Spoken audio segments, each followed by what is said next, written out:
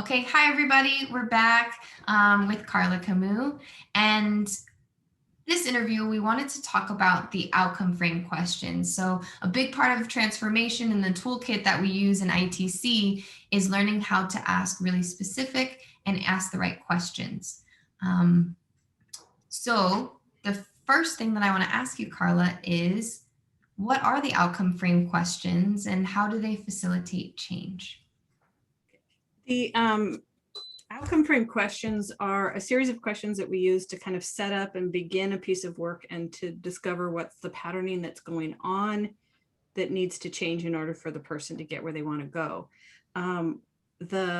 It's a series of questions that asked along with the response that the person gives and with some other things we pay attention to, including physiology and the way things are, the way language is used, allow us to get to kind of some of what we call the deep programming or the understanding of what's going on underneath, how it is that their life is the way it is and where they want to go with it.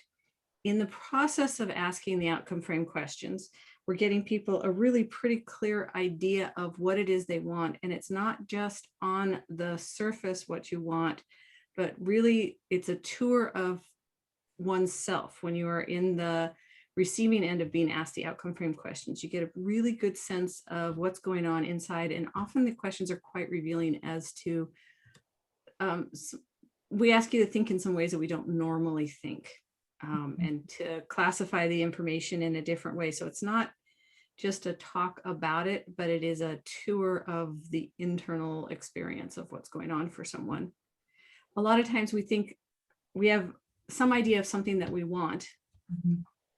And there is what we call a meta outcome, which is what we hope getting that will do for us. And so the really, really classic examples, I want to make a lot of money.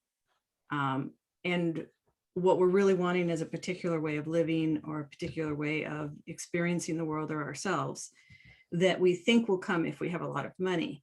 And when we get in and kind of drill down a little bit into what is going on and what the mechanics are and how we have it structured for getting what we want, the pathway to it often becomes more clear, but also the understanding of what's really important to us, what our value system is, gets revealed. It's just the outcome frame alone is a really large piece of the change work. And then on top of that, we have some change work that we do that really fixes it up so that what we want kind of easily unfolds. And one of the things that got me very interested in NLP from the beginning was that the client leaves not having to remember to be different or to think differently or do something different. It's sort of set up so that it naturally flows. It just happens. It unfolds. And I really like the idea from the receiving end of it of not having to remember to think positively about myself. Yeah. I like the just like, okay, go in, do this piece of work and something shifts.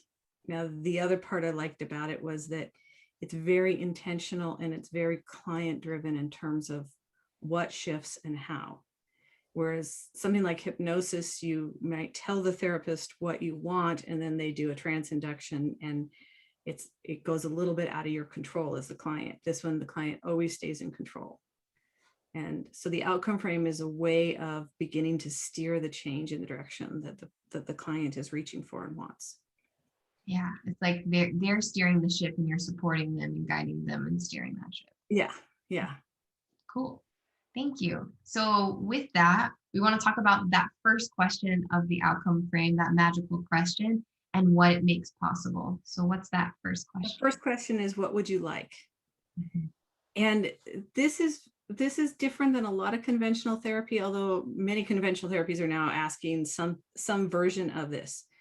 But it sets a direction and it sets up a way to explore what the client is really reaching for and going for in their life, and gives you a really tight focus on the work. If it's just like, okay, so tell me about everything that went wrong in your childhood, we've got hours to go through. If we start with what the person would like that they don't seem to be able to get to on their own, then we know something specific we can work on, and we can really narrow in what we're doing. And let's just start here with NLP. We assume that anything you could have talked your way out of, been advised out of, affirmed your way out of, or reasoned your way out of, or two, you have already used those methods. And so now we're working with the stuff that is not moving even after all of those conventional things that we do. So the what would you like gives us a focus, gives us a direction to go. It also starts to just open up possibilities within somebody. A lot of times we don't spend as much time paying attention to what we would like and how we would like to be in the world.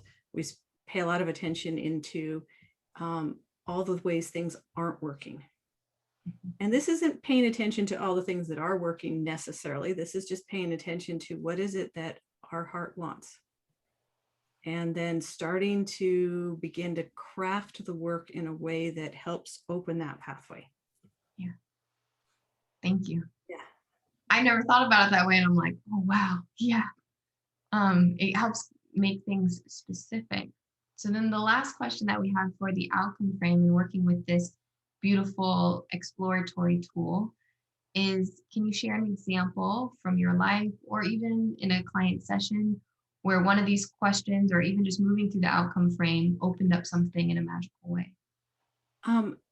It's so hard to come up with a specific example because this is something that just seems to happen anytime you're doing the outcome frame. Is it's something, and it's never clear exactly which question or series of questions and that you're using, but it almost always opens up some self-awareness. There is, and in that self-awareness is a built appreciation for the difficulty somebody has in their life and also the strengths and the brilliance.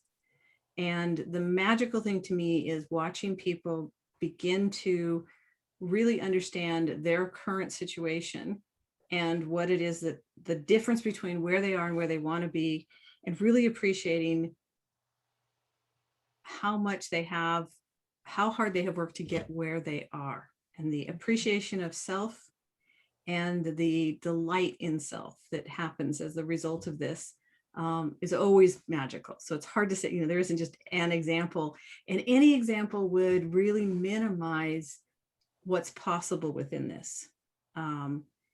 Yeah, and I have, as I've worked with clients over the years, also I have watched clients who kind of start to know and learn all of the outcome frame questions, and they'll often come into the session having run themselves through a whole bunch of them and explored a whole chunk. And to me, it's really magical when they do some of this all on their own and find their way to places that before weren't open to them. And now they just want a little assist on the last couple steps, as opposed to like, yeah. So in addition to what it takes a client through just in general in a simple session, as we learn and embody the questions, it starts to reshape how we experience life in general. So there's rarely, for most of our students after a while, and for me rarely, is there a situation where I am having a difficult time in life where I'm not asking myself, okay, so given that this is what's going on, what would I like? And even, if you think about asking yourself that in difficult situations, so I'm stuck in a really, really long line, what would I like? Yeah. Besides the fact that I'd like the line to move faster, it's like the experience I'd like to be having in myself right now is a little different. And usually that's within my reach right there. Yeah. And so I don't spend the entire time waiting in line, grumbling inside about how long the line is. Those kinds of things change your life. They change your experience of being in the world. And it doesn't mean you're necessarily really cheerful about long lines, but it does just shift the way that you think inside and the way you feel inside, and just the way the world looks. Yeah. Thank you so much, Carla. You're welcome. So if you're interested in learning more about the outcome frame and transformational NLP and ITC, which is this amazing training we have coming up soon, you can email us at info@nlpmarin.com.